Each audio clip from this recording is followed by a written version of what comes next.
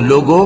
آؤ میں تمہیں وہ چیزیں پڑھ کر سناؤں جو تمہارے پروردگار نے تم پر حرام کر دی ہیں۔ ان کی نسبت اس نے اس طرح ارشاد فرمایا ہے کہ کسی چیز کو اللہ کا شریک نہ بنانا اور ماں باپ سے بدسلوکی نہ کرنا، بلکہ حسن سلوک کرتے رہنا اور ناداری کے اندیشے سے اپنی اولاد کو قتل نہ کرنا،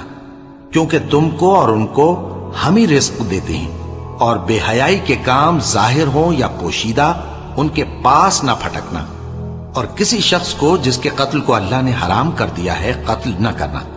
مگر جائز طور پر، یعنی جس کا شریعت حکم دے۔ ان باتوں کی وہ تمہیں تاکید کرتا ہے تاکہ تم سمجھو، اور یتیم کے مال کے پاس بھی نہ جانا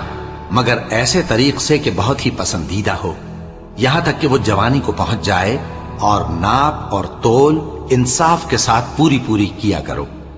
ہم کسی کو ذمہ دار نہیں بناتے مگر اس کی طاقت کے مطابق، اور جب کسی کی نسبت